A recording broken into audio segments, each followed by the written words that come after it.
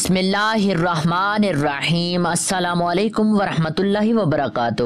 معزز سامعین، خلیفہ ثانی حضرت عمر فاروق رضی اللہ تعالیٰ عنہ نے 24 لاکھ مربع میل تک حکومت کی۔ راتوں کو اٹھ اٹھ کر پہرا دیتے تھے اور لوگوں کی ضرورت کا خیال رکھتے تھے۔ کہتے تھے کہ اگر فرات کے کنارے ایک کتا بھی پیاسا مر گیا تو کل قیامت کے دن عمر سے اس بارے میں پوچھ ہوگی۔ ایک دفعہ آپ رضی اللہ تعالیٰ عنہ دربار کا وقت ختم ہونے کے بعد گھر آئے اور کسی کام میں لگ گئے۔ اتنے میں ایک شخص آیا اور کہنے لگا، امیر المومنین، آپ فلاں شخص سے میرا حق دلوا دیجئے۔ آپ کو بہت غصہ آیا اور اس شخص کو ایک درہ پیٹھ پر مارا اور کہا، جب میں دربار لگاتا ہوں تو اس وقت تم اپنے معاملات لے کر نہیں آتے، اور جب میں گھر کے کام میں مصروف ہوتا ہوں تو تم اپنی ضرورتوں کو لے کر آ جاتے ہو۔ بعد میں آپ کو اپنی غلطی کا احساس ہوا تو بہت پریشان ہوئے اور اس شخص کو جسے درہ مارا تھا بلوایا اور اس کے ہاتھ میں درہ دیا اور اپنی پیٹھ آگے کی کہ مجھے درہ مارو، میں نے تم سے زیادتی کی ہے۔ وقت کا بادشاہ 24 لاکھ مربع میل کا حکمران ایک عام آدمی سے کہہ رہا ہے، میں نے تم سے زیادتی کی، مجھے ویسی ہی سزا دو۔ اس شخص نے کہا، میں نے آپ کو معاف کیا۔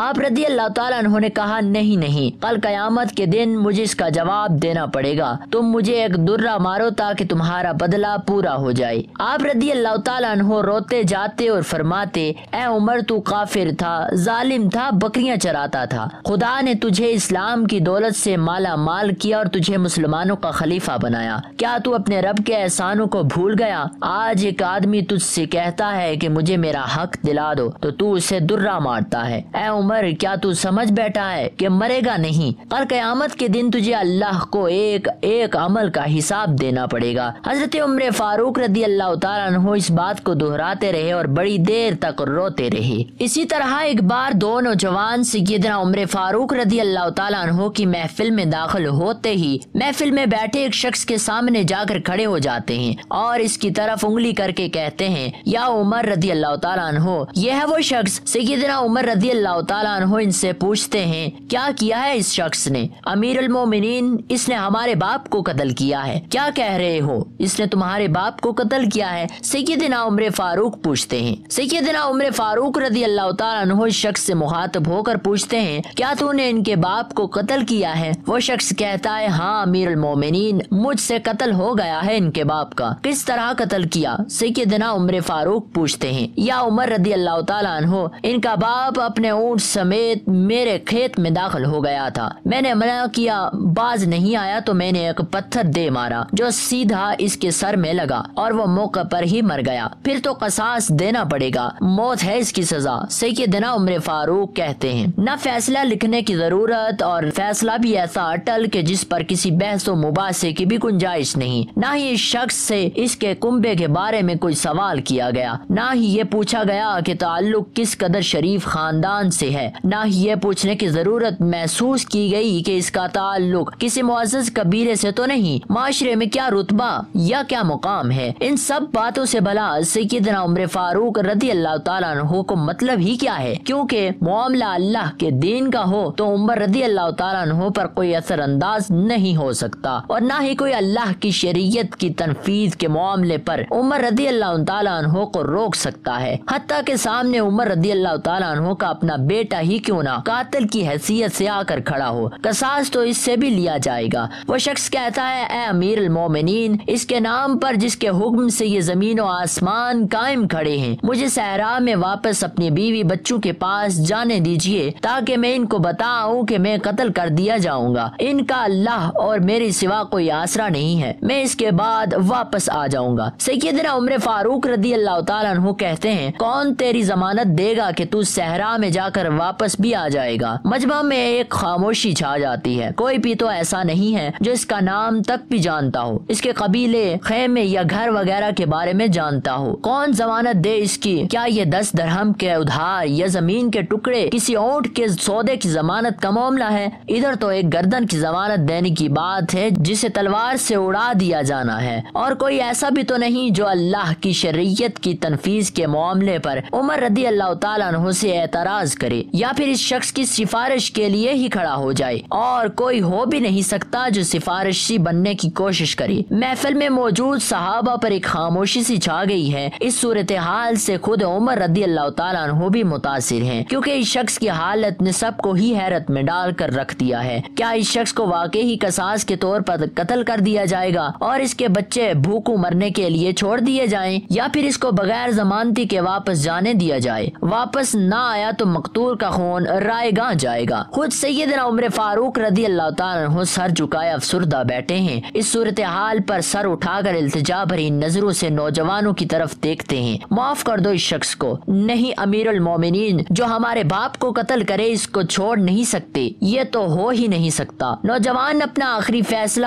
بغیر کسی جھجک کے سنا دیتے ہیں۔ عمر رضی اللہ تعالیٰ عنہ ایک بار پھر مجمع کی طرف دیکھ کر بلند آواز سے پوچھتے ہیں، اے لوگو، ہے کوئی تم میں سے جو اس کی ضمانت دے؟ ابو ذر غفاری رضی اللہ تعالیٰ عنہ اپنے زہد و صدق سے بھرپور بڑھاپے کے ساتھ کھڑے ہو کر کہتے ہیں، میں ضمانت دیتا ہوں اس شخص کی۔ سیدنا عمر فاروق رضی اللہ تعالیٰ عنہ کہتے ہیں، ابو ذر، اس نے قتل کیا ہے، چاہے قتل ہی کیوں نہ کیا ہو۔ ابو ذر رضی اللہ تعالیٰ عنہ اپنا اٹل فیصلہ سناتے ہیں۔ عمر رضی اللہ تعالیٰ عنہ نے پوچھا، جانتے ہو اسے؟ ابو ذر رضی اللہ تعالیٰ عنہ کہا، نہیں جانتا اسے۔ حضرت عمر رضی اللہ تعالیٰ عنہ نے کہا، تو پھر کس طرح ضمانت دے رہے ہو؟ ابو ذر رضی اللہ تعالیٰ عنہ فرمانے لگے کہ میں نے اس کے چہرے پر مومنوں کی صفات دیکھی ہیں اور مجھے ایسا لگتا ہے کہ یہ جھوٹ نہیں بول رہا، انشاءاللہ یہ لوٹ کر واپس آ جائے گا۔ حضرت عمر فاروق رضی اللہ تعالیٰ عنہ نے کہا، اگر یہ 3 دن میں لوٹ کر نہ آیا تو مجھے ابو ذر آپ کی جدائی کا صدمہ دیکھنا پڑے گا۔ امیر المومنین، پھر اللہ مالک ہے۔ ابو ذر اپنے فیصلے پر ڈٹے ہوئے جواب دیتے ہیں۔ سیدنا عمر فاروق رضی اللہ تعالیٰ عنہ سے 3 دن کی مہلت پا کر وہ شخص رخصت ہو جاتا ہے۔ کچھ ضروری تیاریوں کے لیے بیوی بچوں کو الوداع کہنے،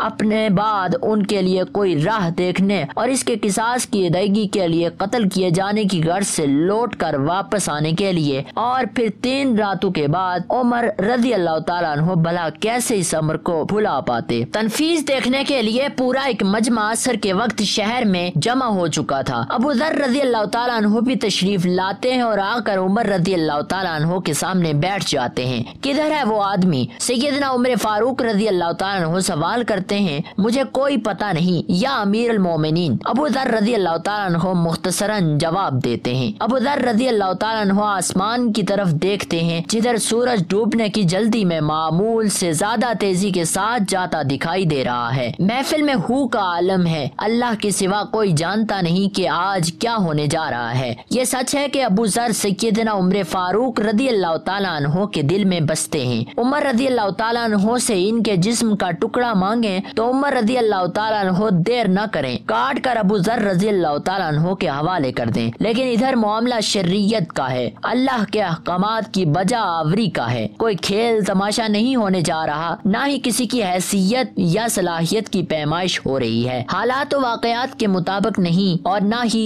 زمان اور مکان کو بیچ میں لایا جانا ہے۔ قاتل نہیں آتا تو ضامن کی گردن جاتی نظر آ رہی ہے، مگر سے چند لحظات پہلے وہ شخص آ جاتا ہے۔ بے ساختہ حضرت عمر فاروق رضی اللہ تعالیٰ عنہ کے منہ سے اللہ اکبر کی صدا نکلتی ہے، ساتھ ہی مجمع میں اللہ اکبر کا ایک بھرپور نعرہ لگاتا ہے۔ عمر فاروق رضی اللہ تعالیٰ عنہ اس شخص سے مخاطب ہو کر کہتے ہیں، اے شخص، اگر تو لوٹ کر نہ بھی آتا تو ہم نے تیرا کیا کر لینا تھا؟ نہ ہی تو کوئی تیرا گھر جانتا ہے اور نہ ہی کوئی تیرا پتہ جانتا ہے۔ امیر المومنین، اللہ کی قسم، بات آپ کی نہیں ہے، بات اس ذات کی ہے جو سب ظاہر و پوشیدہ کے بارے میں جانتا ہے۔ دیکھ لیجئے، میں آ گیا ہوں اپنے بچوں کو پرندوں کے چوزوں کی طرح صحرا میں تنہا چھوڑ کر، جدھر نہ درخت کا سایہ ہے اور نہ ہی پانی کا نام و نشان۔ میں قتل کر دیے جانے کے لیے حاضر ہوں۔ مجھے بس یہ ڈر تھا کہ کہیں کوئی یہ نہ کہہ دے کہ اب لوگوں میں سے وعدوں کا ایفا ہی اٹھ گیا ہے۔ سیدنا عمر فاروق رضی اللہ تعالیٰ عنہ ابو ذر کی طرف رخ کر کے پوچھا، ابو ذر رضی اللہ تعالیٰ عنہ، تو نے کس بنا پر اس کی ضمانت دی تھی؟ ابو ذر رضی اللہ تعالیٰ عنہ نے کہا، اے عمر رضی اللہ تعالیٰ عنہ، مجھے اس بات کا ڈر تھا کہ کہیں کوئی یہ نہ کہہ دے کہ آپ لوگوں سے خیر ہی اٹھا لی گئی ہے۔ سیدنا عمر فاروق رضی اللہ تعالیٰ عنہ نے ایک لمحے کے لیے توقف کیا اور پھر ان 2 نوجوانوں سے پوچھا کہ کیا کہتے ہو اب؟ نوجوانوں نے روتے ہوئے جواب دیا، اے امیر المومنین، ہم اس کی صداقت کی وجہ سے اسے معاف کرتے ہیں۔ ہمیں اس بات کا ڈر ہے کہ کہیں کوئی یہ نہ کہہ دے کہ اب لوگوں میں سے عفو و درگزر ہی اٹھا لیا گیا ہے۔ سیدنا عمر فاروق رضی اللہ تعالیٰ عنہ اللہ اکبر پکار اٹھے اور آنسو ان کی داڑھی کو تر کرنے توڑنے نیچے گر رہے تھے۔ اے نوجوانوں، تمہاری افو و درگزر پر اللہ تمہیں جزائے خیر دے۔ اے ابو ذر رضی اللہ تعالیٰ عنہ، اللہ تجھے اس شخص کی مصیبت میں مدد پر جزائے خیر دے، اور اے شخص اللہ تجھے اس وفائے عہد و صداقت پر جزائے خیر دے، اور اے امیر المومنین اللہ تجھے تیرے عدل اور رحم دلی پر جزائے خیر دے۔ ناظرین، دریائے نیل مصر کا مشہور دریا ہے، سال میں ایک بار خشک ہو جاتا تھا، چنانچہ مصر کے لوگ ایک خوبصورت لڑکی کا بناؤ سنگار کر کے اس دریا میں ڈالتے تو پانی حسب معمول جاری ہو جاتا۔ مصر جب فتح ہوا،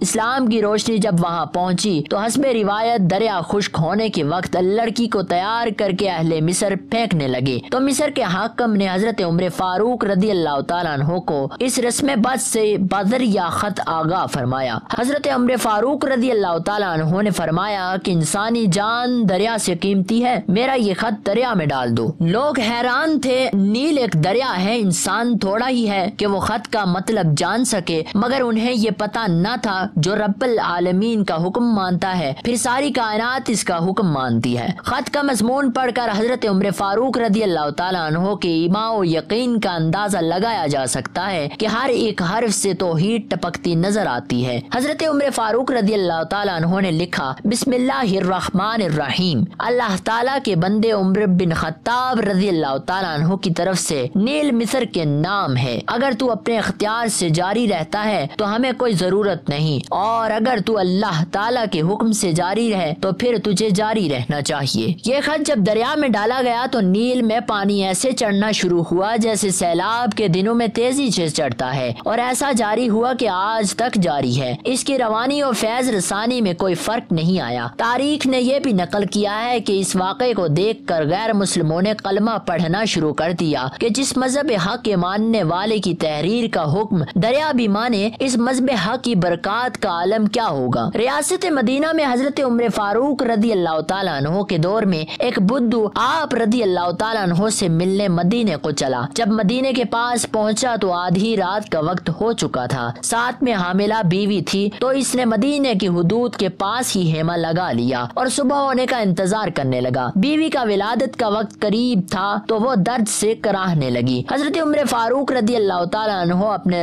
روز کی گشت پر تھے اور ساتھ میں ایک غلام تھا۔ جب آپ نے دیکھا کہ دور شہر کے حدود کے پاس آگ جل رہی ہے اور خیمہ لگا ہوا ہے تو آپ نے غلام کو بھیجا کہ معلوم کرو کون ہے۔ جب پوچھا تو اس نے ڈانٹ دیا کہ تمہیں کیوں بتاؤں۔ آپ خود گئے اور پوچھا تو بھی نہیں بتایا۔ آپ نے کہا کہ اندر سے کراہنے کی آواز آ رہی ہے، کوئی درد سے چیخ رہا ہے، بتاؤ بات کیا ہے۔ تو اس نے بتایا کہ میں امیر المومنین حضرت عمر فاروق سے ملنے مدینے سے آیا ہوں، میں غریب ہوں اور صبح مل کر چلا جاؤں گا۔ رات زیادہ ہے تو خیمہ لگایا ہے اور صبح ہونے کا انتظار کر رہا ہوں۔ بیوی امید سے ہے اور وقت قریب آن پہنچا ہے۔ آپ جلدی سے پلٹ کر جانے لگے کہ ٹھہرو میں آتا ہوں۔ آپ اپنے گھر گئے اور فوراً اپنی زوجہ سے مخاطب ہوئے اور کہا اگر تمہیں بہت بڑا اجر مل رہا ہو تو لے لو گی۔ زوجہ نے کہا کیوں نہیں؟ تو آپ نے کہا میرے دوست کی بیوی حاملہ ہے، وقت قریب آ چکا ہے، چلو جو سامان پکڑنا ہے ساتھ پکڑ لو۔ آپ کی بیوی نے گھی اور دانے پکڑ لیے اور آپ کو لکڑیاں پکڑنے کا کہا۔ آپ نے لکڑیاں اپنے اوپر لاد لی۔ جب وہ لوگ وہاں پہنچے تو اہلیہ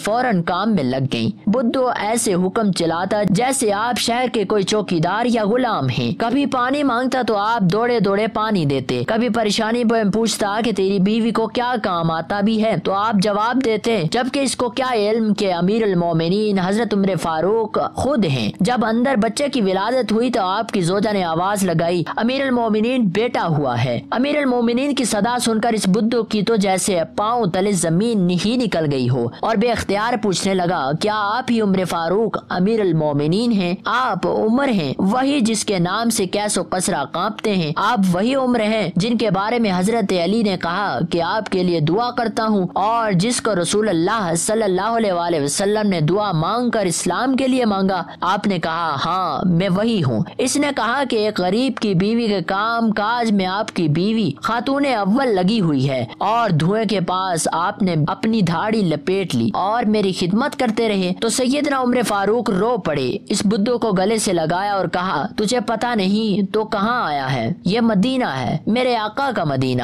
یہاں امیروں کے نہیں غریبوں کے استقبال ہوتے ہیں، غریبوں کو عزتیں ملتی ہیں مزدور اور یتیم بھی سر اٹھا کر چلتے ہیں۔ حضرت عمر فاروق رضی اللہ تعالیٰ عنہ ایک بار مدینہ منورہ میں تشریف فرما تھے کہ زلزلے کی کیفیت زمین پر طاری ہوئی اور زمین کانپنے لگی۔ حضرت عمر رضی اللہ تعالیٰ عنہ کا درہ تو مشہور تھا جس نے عدل و انصاف میں اپنے اور بیگانے کا فرق مٹا دیا۔ درہ زمین پر مارا اور فرمایا کیوں کانپتی ہے؟ کیا تجھ پر عمر رضی اللہ تعالیٰ عنہ نے انصاف نہیں کیا؟ زلزلہ اس وقت تھم گیا۔ زمین کا تھم جانا اس بات کی گواہی تھا کہ آپ رضی اللہ تعالیٰ عنہ نے انصاف کا حق ادا فرمایا ہے، اور علماء سلف میں یہ بات مشہور ہی ہے کہ حضرت عمر فاروق رضی اللہ تعالیٰ عنہ کے عدل اور محدثین کے اسفار کے وسیلے سے جو دعا مانگی جائے اللہ تعالیٰ اسے شرف قبولیت سے نوازتے ہیں۔ ناظرین، ہم امید کرتے ہیں کہ آپ کو ہماری آج کی یہ ویڈیو بہت اچھی لگی ہوگی۔ ویڈیو پسند آئے تو ہمارے اس چینل کو سبسکرائب کر لیجئے اور کامنٹ میں اپنی رائے کا اظہار ضرور کیجئے۔ اللہ پاک سے دعا ہے کہ ہم سب کو اپنے حفظ و امان میں رکھے، آمین ثم آمین۔